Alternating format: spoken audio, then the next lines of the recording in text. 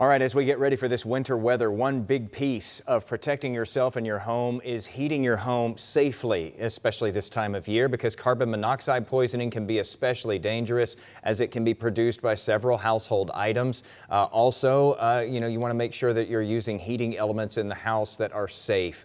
Joining us right now is the Public Information Officer for the Fort Worth Fire Department, Craig Trojak, to help us better understand what we need to do to stay safe. Craig, thanks so much for being with us here this afternoon.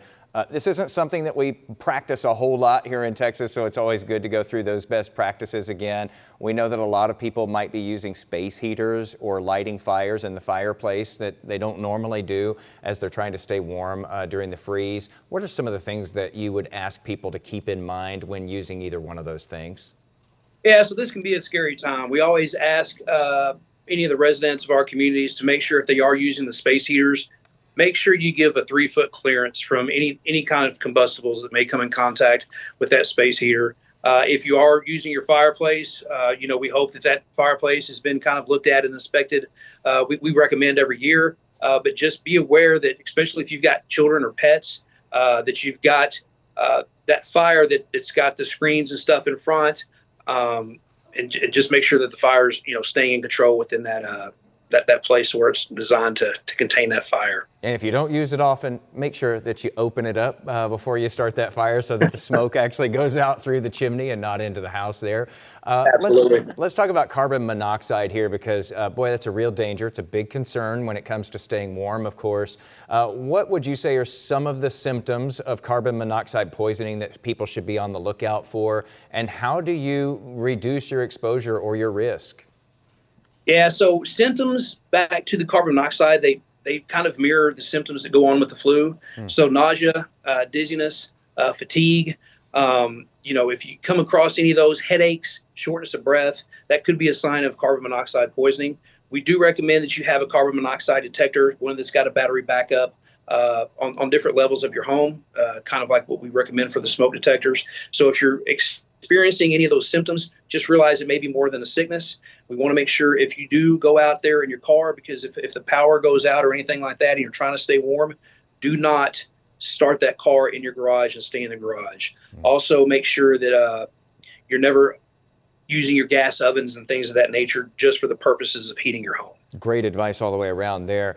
Can you talk a little bit about the risk that we could see some power outages this weekend, especially if some of those branches, get heavy with ice and fall down on the lines? What are some of the safe ways that people should be looking to stay warm until that power comes back on again? Yeah, we talk about preparedness all the time. Make sure you've got blankets, flashlights, make sure you've got your phones and stuff charged up, and any type of rechargeable packs for those phones to be able to communicate if there is an emergency at your home. Just gloves, hats to be able to wear in the house, the blankets and things of that nature. And the biggest thing we talk about here in Texas is just make sure you're checking up on your neighbors, those that may be elderly or have some type of medical conditions. If you're at the place to where you can go and just make sure in your surrounding communities, if you know where those individuals are located, just pop in on them and make sure they don't have any specific needs. But if there is any type of medical condition that warrants a 911 call, please call 911.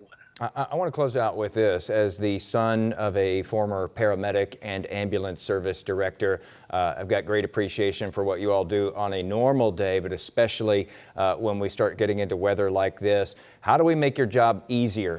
And I would imagine part of that is not going with that itch to get out and about, and especially get out on these roads if we don't absolutely have to be out there, because those need to be kept as clear as possible, because you all are going to be out one way or the other responding to stuff. Yeah, we're always there and ready, but like you talk about, after folks are kind of stuck in their homes for a couple of days, they start getting antsy. Please, if you do not have to be out, just stay at home. Bear with us. Just if you're not having to get out, don't get out, please. Yeah, avoid that cabin fever. Fight it back. Thanks so much for being with us here this afternoon, and y'all stay safe out there. We appreciate what you all do, especially in times like these. We're glad to do it. Thank you all.